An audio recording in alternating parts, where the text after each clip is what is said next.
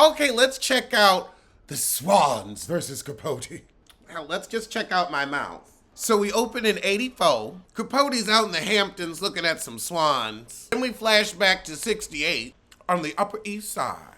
So he go to his friend's house and she crying and he say, well, spill the tea, heifer. So she mad her husband cheating on her with the governor's wife. Happy Rockefeller. Oh, this is one of Treat Williams' last roles. He was in a lot of action movies I watched as a kid. I'm so sad he's gone. Lord, so this heifer bled all over her sheets to get back at them both.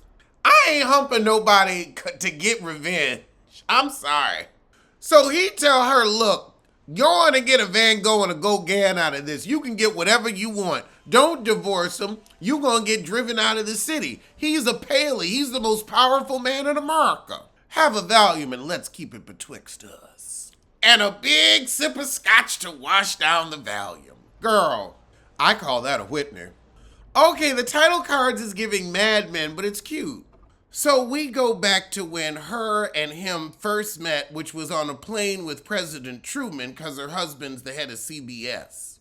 And her name is Babe Paley, like the pig. I gotta say though, the governor's wife, like, okay girl, you done bled all over this woman's sheets, but one, I'm rich, I can get more. And two, oh my goodness, you still have your period. What you gonna get, a change of life baby? I'd rather not. I'd rather not. You run around here, you gonna end up with a change of life baby that ain't your husband's and lose everything. So to me, that's a gamble, where you might play a stupid game and win a stupid prize. And ain't nothing stupider than an illegitimate change of life baby. Ooh, cause ain't no fool like an old fool. So we at dinner at their Acapulco mansion or Aruba mansion. I don't know, we on some island. And he is dishing the dirt, honey, talking about everybody business. Oh God, Truman actually is really annoying. He's one of them gays that you see coming and it's like, oh God, you're making your eccentricity your personality. But the actor's doing a good job. It's just, I don't think I would like him in real life. So he get to tell him about Ann Woodward who killed her husband. Shot his ass. Everybody thought it was an accident. He said, honey, she killed him. So after he dazzles them with this story, and you know, it was a cute little tale. I could deal with Robert Stack's intro on Unsolved Mysteries, but whatever. So the husband tells her, invite him to everything we have. He's the life of the party. Before people was just in their phones and awkward. But while Capote out having a cigarette by the pool, he see Babe's husband kissing up on somebody else. Damn. And it's another hussy that was at the dinner.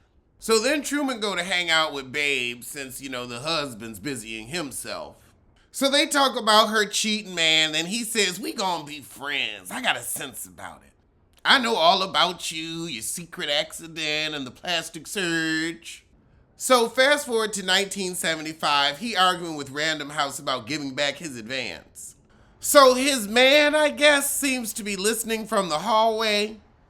Oh, he drunk and his boyfriend walking out on him. So he whining, tell me how to be Truman Capote again. I done lost my mojo. Okay, girl. So he drunkenly leaves the house. Oh, Lord, now he drunk at a bathhouse. Not a steam room, sissy. This really feels like American Horror Story, New York City. It's like the same bathhouse, some of the same cast, same lighting. Girl, these sex scenes are not necessary. I know he was like, let's see how gross we can make it. Oh God, so now they boyfriends. Okay. So he fills them in on the 3 swans they go into lunch with. So his name is Joel O'Shea, but then he mess up and tell the girls about his wife. Why you gonna tell about your wife when you clearly here with your man? I don't know, I guess in the 70s, child. So he goes to pee and the girls grill Truman and tell him, you better keep your man. Oh Lord, but now Ann's here and she looking at him.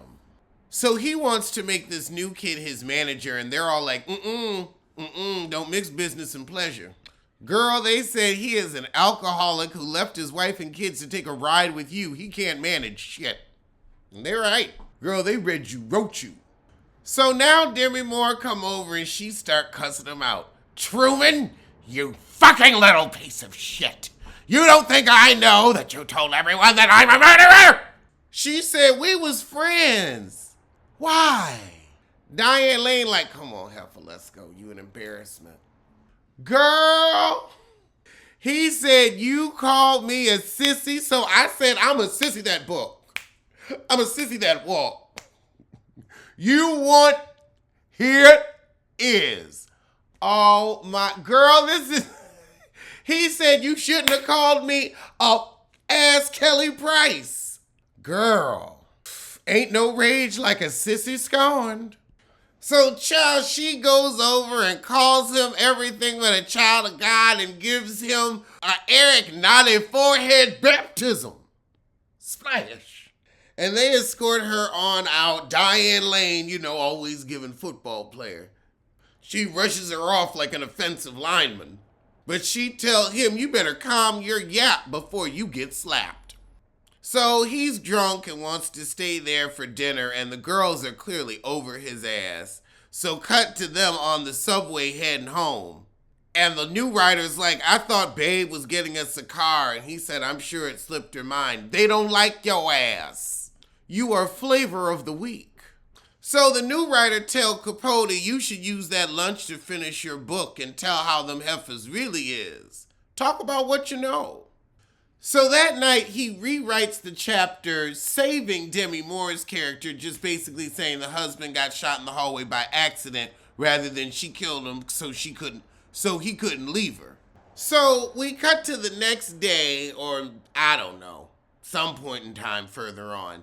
And we have Treat Williams getting the Esquire magazine from his assistant. She said, yeah, child, he wrote about you and your wife, Babe. He done put his business in the street. We got Babe and her husband, and she's like, I love Truman. You know, you and I, we was just play, but I really loved him. This hurts.